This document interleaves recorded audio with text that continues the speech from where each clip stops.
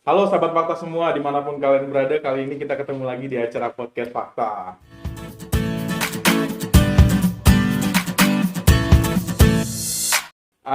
Tema menarik kali ini seputar dengan sumur resapan yang katanya menjadi alternatif solusi baru untuk kebanjiran di ibu kota.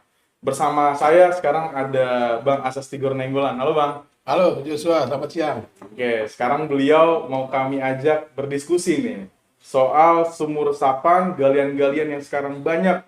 Mungkin di perumahan teman-teman juga, di rumah saya pun, di daerah Manggarai pun banyak, dan mungkin di tempat Bang Tigor pun juga ada. Halo Bang Tigor. Ya, Jo. Banyak pro kontra nih Bang terkait sumur resapan. Ada yang bilang sumur resapan ini efektivitasnya sedikit. Ada yang bilang sumur resapan ini cuman membuat kotor. Ada yang bilang sumur resapan ini hanya merusak pemandangan dan lain-lain. Kalau Bang Tigor melihat, apakah sumur resapan ini menjadi alternatif solusi untuk kebanjiran di ibu kota Jakarta ini, Bang? Ya, kalau lihat sumur resapan yang dibangun, yang dibuat oleh Pemprov DKI Jakarta, itu nggak bisa jadi solusi. Ya, kenapa tidak bisa jadi solusi? Kalau hujannya besar, ya dengan tingkat hujan yang tinggi, jelas nanti air yang masuk ke dalam sumur resapan itu kan mengalami kejenuhan. Oke. Tetap aja akan terjadi banjir juga tuh di jalan-jalan, ya di kampung-kampung.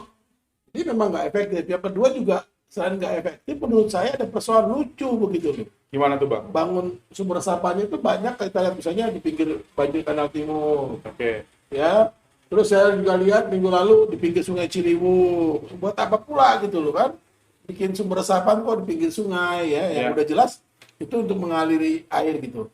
Kalau mau dibangun adalah bagaimana memperbaiki, merawat sistem saluran air atau drainase supaya lancar ke sungai. Oke. Itu soalnya. Nah, itu yang lucunya. Lucunya kedua lagi, Pak, bangunnya itu di trotoar.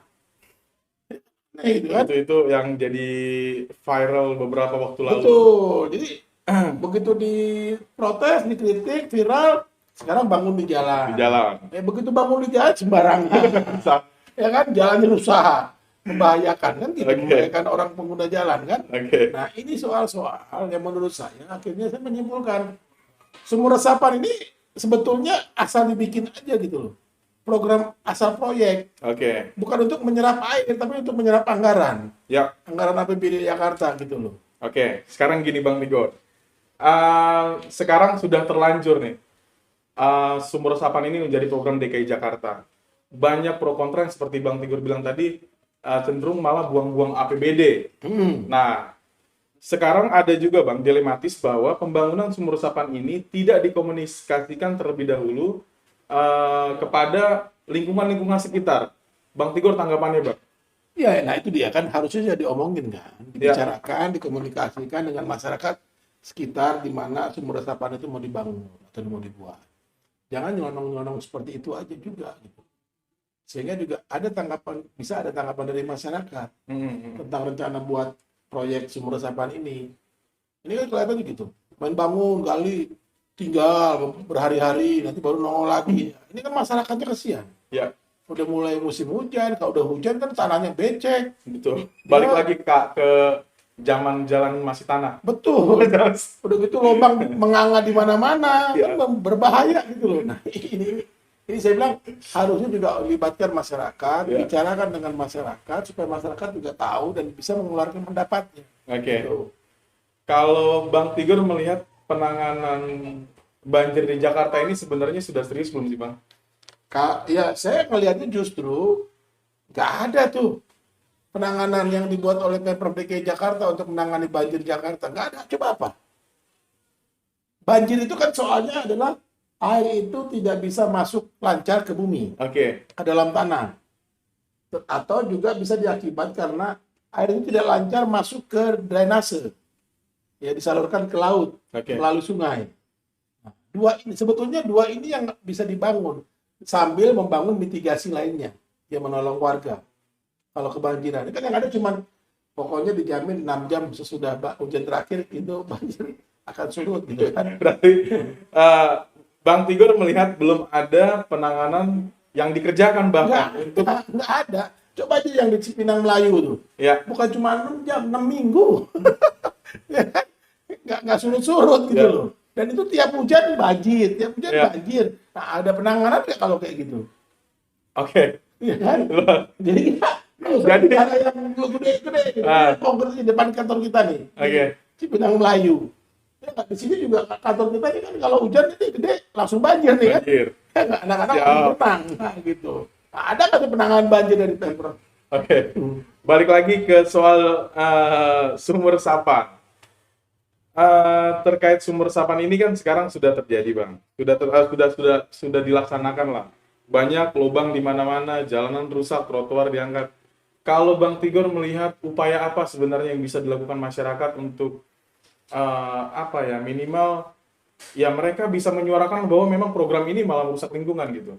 Ya, upaya yang dilakukan kalau misalnya di sekitar tempat tinggal kita gitu, warga Jakarta ada dibangun sumur resapan, langsung tolak. Oke, Bang. Satu. Kedua, laporkan ini ke DPRD Siap. DKI Jakarta supaya anggota DPRD ini menolak gitu loh, membatalkan ini proyek ini. Ya, Ya, karena percuma buang-buang duit. Lebih bagus kan ini uang-uang untuk ini kan untuk menggunakan pemberdayaan ekonomi masyarakat Jakarta yang sedang kesulitan ekonomi kan akibat pandemi COVID-19. siap. Yang ketiga, laporkan nih kontraktornya yang Ya. ninggalin lubang-lubang besar itu, bikin jalan rusak, Oke. membangun sumber resapan itu ke polisi.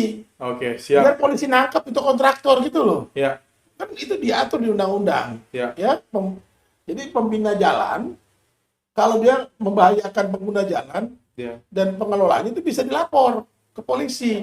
Nah, laporkan supaya kontraktornya, Pemprovnya ditangkap. Gitu loh. Jangan diam aja kita warga Jakarta. Jangan sampai nanti ada orang kecemplung lagi ntar kan. Ya. Itu yang bahaya. Jangan sampai ada dulu korban baru ribut. Ya. Atau viral dulu aja baru ditangani. Jangan gitu loh. Kita lebih bagus mencegah. Sama seperti waktu pembaharuan trotoar kalau nggak salah ketika ada pengendara yang masuk. Ya kan? Nah, itu kan baru ribut. Oke. Nah, jangan sampai kayak gitulah. Berarti 3 solusi penting yang disarankan oleh Bang Asas Tigor Nainggolan.